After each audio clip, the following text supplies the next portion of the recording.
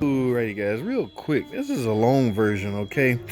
Y'all know I put two shorts in front of this video so y'all can see so you won't be lost. And what we dealing with or talking about is the transformation that some car makers use to provide a way to cool the transmission fluid. All right, now the device that they may use on a certain car is a transmission oil cooler, okay? However, a lot of the car makers are not using external coolers anymore. They are integrating the cooler functions into either the condenser or the radiator. In this particular vehicle, which is a Dodge Durango, I want to say, they integrated the transmission cooler into the condenser. Now, guys, I was reading those comments. A lot of guys are confusing that. They thinking fluid as well as freon is traveling through the same fins. No, guys, that's not the case. And somebody pointed this out. I don't pay a lot of attention to the physics of the part, okay, because I'm a mechanic, and when the parts fail, we just replace it. But from time to time, I will want to know the inner and the outer workings of said parts. All right, but some guys on the comment section pointed this out.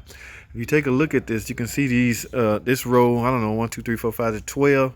Top 12 rows is different than the bottom rows. Okay, so one guy, I can't remember their name, suggested that this top 12 is the transmission cooler function. Okay, now guys, again, integration simply mean it's one part. Okay, not that the fluids are mixing together. So all of this substance right here is the transmission fluid. That's why the car came in. It wouldn't shift anymore.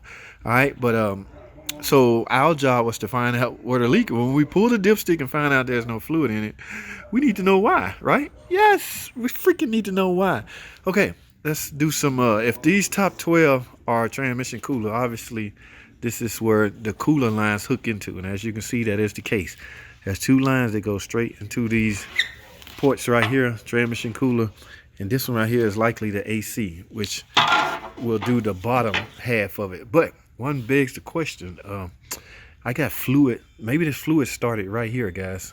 That's still within that 12 grid area. Okay, it started right here and just fill that part up and work its way down there. But y'all know what we should do to get more in depth. The guy was about to throw this away. I told him, hold on, let me check this out. All right, so guys, let's grab my cutter. Let's cut this off. Let's get a closer look at this. This is the AC. This is where the AC lines hook at, and this where the transmission cooler hook at. So let's split this in half. You know, see what I'm saying? Split this in half. Let's cut this off first and see. Let's make sure. I don't know. If I had to guess, the one, because the transmission cooler, external cooler, is not that thick. As a matter of fact, it's about this size. All right.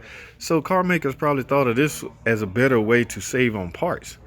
It makes sense, right? You're trying to save every dime, but it turned out it was a bad idea because I don't know. The verdict is still out on whether it's a bad idea. But here's what we're gonna do.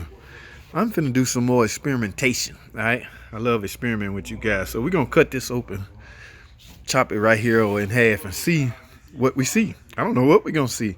We're gonna find out together, man. All right, let me grab my cutting tool, man. Y'all stay tuned. Let's get it.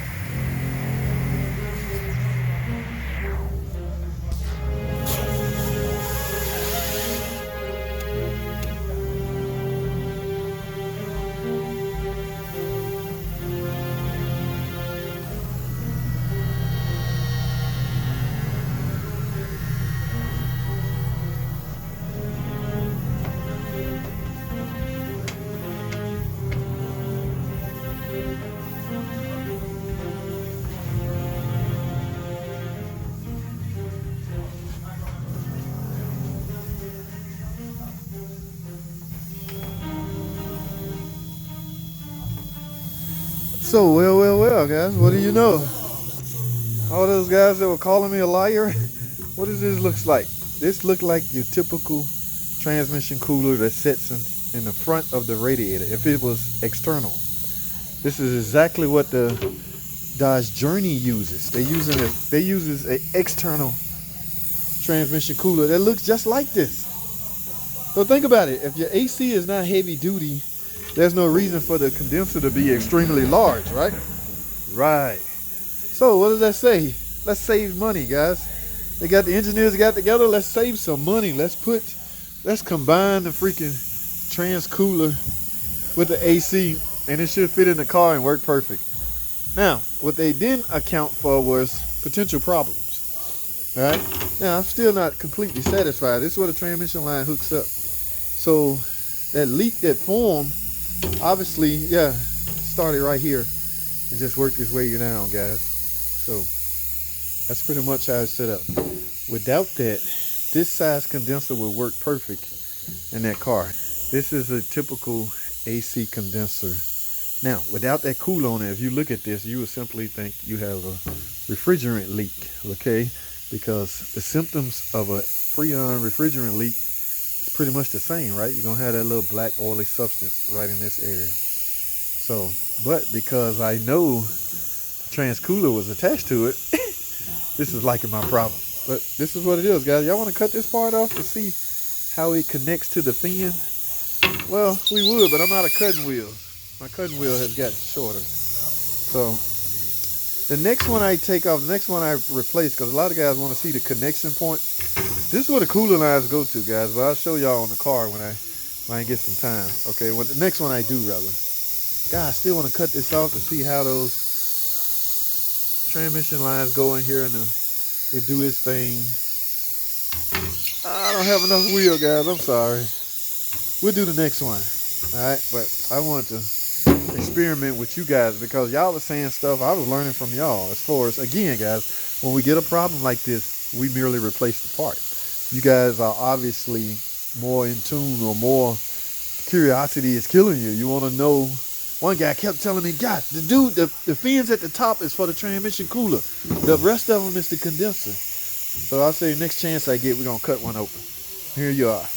All right, y'all stay tuned, man. I just wanted to get this off my chest. And to those guys that are not believers yet, I don't know whether they're not believers or they haven't been exposed to it. Remember, guys, you don't know anything until you're exposed to it.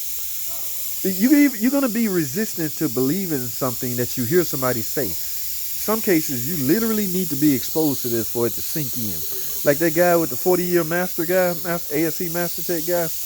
I don't think it's not that he don't believe me. He just haven't been exposed to it yet. He haven't replaced one yet. But that's a terrible way to go by. You just get on the internet and calling people, ripping people off and all that stuff I don't do this for my health. Condensers don't pay enough to just do just because. What the hell? That's the only thing that offended me, okay? Yes, I have no problem with somebody not believing me, but when you just flat out call me a ripoff, I'm ripping off customers by selling condensers when in fact they need a radiator. That just tells me a buddy haven't been exposed to this. So maybe when he look at this video, there's 3 more. I put all screenshots of these guys as hardcore believers or hardcore non-believers. All right, I don't know if this is going to change their mind. Likely not. They insist the cooler's inside the radiator. Yes, that's on some cars. This particular car, everything is not the same per car, guys. I learn that all the time. I don't do a lot of the other makes, but I can only explain to you what I know. So until you are exposed to this, you may continue to be a non-believer. All right, that's all I have, man. Thanks for watching.